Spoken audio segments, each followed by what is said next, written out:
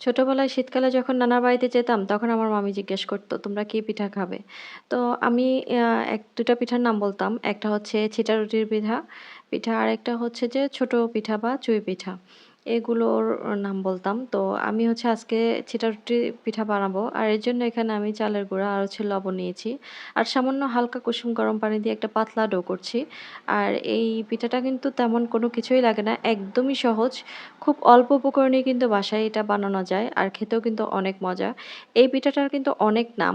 এটা হচ্ছে কেউ হাতঝাড়া পিঠা বলে, কেউ বলে ছিটারুটি পিঠা, কেউ বলে জামাই পিঠা। আবার মানে অনেকেই অনেক রকম করে বলে। তবে আমি হচ্ছে আ এটাকে ছিটারুটি বা হাতঝাড়া পিঠা হিসেবেই চিনতাম আরকি আগে। তো এখন তো দেখছি অনেক নাম। তো যাই হোক এখানে হচ্ছে একটা লোহার কড়াই নিয়েছি। আর এখানে হচ্ছে তেল ব্রাশ করে দিয়েছি। আর এখন হাত ঝেড়ে এখানে হচ্ছে পিঠাগুলোর ব্যাটার দিয়ে দিচ্ছি। আর বাস এমনিতেই আপনা আপনি গা থেকে উঠে যাবে এই পিঠাগুলো যখন হয়ে যাবে। হতে খুব বেশি একটা সময় লাগে না। কয়েক সেকেন্ডের ব্যাপার মাত্র। তারপরে এমনিই উঠে যায়। ঠেলাঠেলিও লাগে না চামিচ দিয়ে। তো যাই হোক এখানে হচ্ছে আ আমি যখন ছোট ছিলাম, যখন আমার মা-মামি বানাতো তখন দেখতাম যে একটা কলার আ ডগা কেটে নিয়ে আসতো।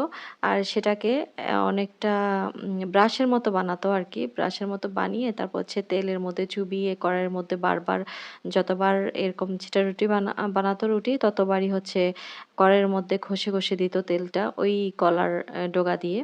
তো আমাদের তো সেই সিস্টেম নাই। আর আমার কাছে ব্রাশও ছিল না।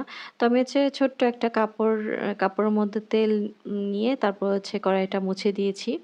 আর যতবার পিঠা দিয়েছি ততবারই কিন্তু আমি মুছে দিয়েছি তেল দিয়ে। আর এতে করেই কিন্তু আপনা আপনিই উঠে যায় পিঠাগুলো। আর হতেও খুব বেশি সময় লাগে না। মুচমুচে এই পিঠাটা কিন্তু যেকোনো কিছু দিয়েই খাওয়া যায়।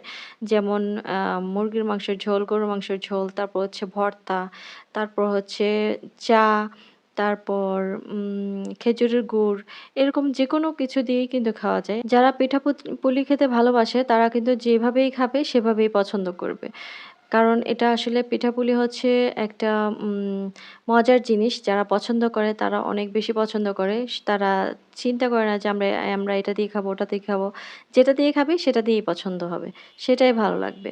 তো যাই হোক এভাবে করে কিন্তু আমি সবগুলো পিঠাই আমি বানিয়ে নিয়েছি। আমার সবগুলো পিঠাই এভাবে একইভাবেই বানানো হয়ে গেছে। বিকালের নাস্তাটা এই ছিটা রুটি পিঠা দিয়েই আমরা হচ্ছে চালিয়ে দিয়েছি। খুবই মজা লেগেছিল এই পিঠাটা। আমার তো অনেক ভালো লেগেছে। আমি তো এমনিতেই পিঠাপুলি খুবই পছন্দ করি। যেমন বানাতে পছন্দ করি, তেমনি কিন্তু খেতেও পছন্দ করি।